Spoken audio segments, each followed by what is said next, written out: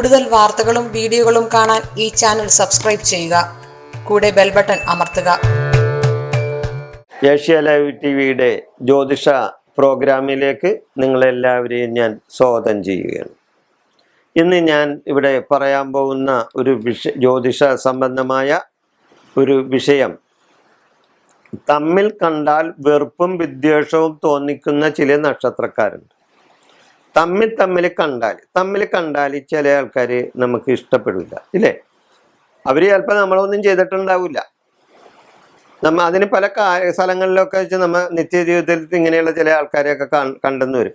ഈ യാത്രാവേളകളിൽ, ഇല്ലേ, നമ്മൾ യാത്ര ചെയ്യുന്ന സമയത്ത്, അല്ലെങ്കിൽ ബസ്സിൽ കയറുന്ന സമയത്ത്, ബസ്സിൽ യാത്ര ചെയ്യുന്ന സമയത്ത്, അല്ലെങ്കിൽ സിനിമാ തിയേറ്ററിൽ വെച്ച്, അല്ലെങ്കിൽ ഏതെങ്കിലും പൊതുസ്ഥലങ്ങളിലൊക്കെ വെച്ചൊക്കെ ഇങ്ങനെ ചില സന്ദർഭങ്ങൾ ഉണ്ടാവും. അതായത് നമുക്ക് ഇഷ്ടപ്പെടാത്ത ചില ആൾക്കാരുണ്ടാവും. അത് നമ്മുടെയും കുറ്റമല്ല, അവരുടെയും കുറ്റമല്ല. എന്നിരുന്നാലും ഈ തമ്മിൽ അവൻ എത്ര നല്ല സുന്ദരനാണെങ്കിലും ശരിയാണ്, അല്ലെങ്കിൽ നല്ല പ്രവൃത്തി ചെയ്തവനാണെങ്കിലും ശരിയാണ്, അവനോട് നമുക്കൊരു അടുപ്പവും തോന്നൂല, അവനോട് നമുക്ക് ദേഷ്യവും തോന്നുള്ളൂ. അപ്പൊ അവനോട് വെറുപ്പും ദേഷ്യവും തോന്നുന്ന ചില നക്ഷത്രക്കാരുണ്ട്. തമ്മിൽ കണ്ടാൽ ഇങ്ങനെ തോന്നും. അത് അങ്ങനെയുള്ള ആൾക്കാരാണ്. ഈ അശ്വതി നക്ഷത്രക്കാർക്ക് കേട്ട നക്ഷത്രക്കാരെ കണ്ടാൽ തമ്മിൽ വെറുപ്പും വിദ്വേഷവും വേണം. അതുപോലെ കേട്ടെന്ന് പറഞ്ഞാൽ തൃക്കേട്ട. അതുപോലെ തൃക്കേട്ട നക്ഷത്രക്കാർക്ക് അശ്വതി നക്ഷത്രക്കാരെ കണ്ടാലും ഇതേപോലെ തന്നെ ആയിരിക്കുള്ളൂ. ഒരു സ്നേഹവും ബഹുമാനവും ഉണ്ടാകുന്നില്ല. അതേപോലെ തന്നെ ഭരണി നക്ഷത്രക്കാരും അനിഴ നക്ഷത്രക്കാരും ഇവർ തമ്മിൽ ചേരില്ല. ഇവർ കണ്ടു കഴിഞ്ഞാൽ തമ്മിൽ എന്തെങ്കിലുമൊക്കെ ആയിട്ട് ചിലപ്പോൾ പ്രശ്നങ്ങൾ ഉണ്ടാവും. വെറുതെ എങ്കിലും ചിലപ്പോൾ നമ്മൾ കണ്ടില്ലേ, ബസ്സിലൊക്കെ കയറുമ്പോൾ ചില ആൾക്കാർ തമ്മിൽ തർക്കിക്കുന്നത് ഒരു കാരണം ഉണ്ടാവില്ല, ഒരു നിസ്സാര കാര്യമായിരിക്കുള്ളൂ. എന്നാലും ശരിയാണ്, ഇവർ തമ്മിൽ ഉടക്കും. അപ്പം ഇങ്ങനെയുള്ള ചില നക്ഷത്രക്കാർക്കാണ് ഇങ്ങനെയൊക്കെ ഇത് വരുന്നത്. അതേപോലെ തന്നെ തിരുവോണ നക്ഷത്രക്കാരും തിരുവാതിര നക്ഷത്രക്കാരും തമ്മിൽ കണ്ടു കഴിഞ്ഞാൽ ചേരില്ല. അത് അവർ ഇഷ്ടപ്പെടില്ല അവരെ. അതേപോലെ തന്നെ വിശാഖം നക്ഷത്രക്കാരും കാർത്തിക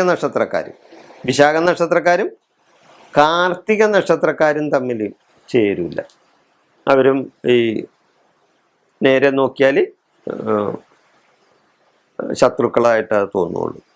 അതേപോലെ തന്നെ ചോതി നക്ഷത്രക്കാരും രോഹിണി നക്ഷത്രക്കാരും, വിശാഖം കഴിഞ്ഞാൽ ചോതി നക്ഷത്രക്കാരും രോഹിണി നക്ഷത്രക്കാരും വിദ്വേഷികളായിരിക്കും.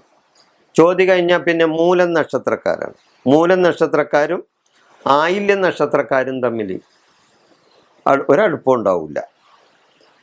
അതേപോലെ തന്നെ മൂലം കഴിഞ്ഞാൽ പിന്നെ മകം നക്ഷത്രക്കാർ, ഈ മകം നക്ഷത്രക്കാരും രേവതി നക്ഷത്രക്കാരും തമ്മിൽ, ഇത് തിരിച്ചു പോകട്ടെ, രേവതി നക്ഷത്രക്കാരും മകം നക്ഷത്രക്കാരും ഇവർ തമ്മിൽ അന്യോന്യം, ഇതാണ് പറയുന്നത്. അപ്പം ഞാൻ ഈ പറയുന്ന നക്ഷത്രങ്ങളെല്ലാം അന്യോന്യം ആണ്, തമ്മിൽ ഇഷ്ടപ്പെടാത്തവരാണ്. അപ്പം മകൻ നക്ഷത്രക്കാർക്ക് രേവതി നക്ഷത്രക്കാർ ഇഷ്ടമല്ല. അതുപോലെ തന്നെ മകം കഴിഞ്ഞാൽ പൂയം നക്ഷത്രമാണ്. പൂയം നക്ഷത്രവും പൂരാടം നക്ഷത്രവും തമ്മിൽ ഒരു സന്ധി ഉണ്ടാവില്ല. പൂയം നക്ഷത്രവും പൂരാടം നക്ഷത്രവും തമ്മിൽ.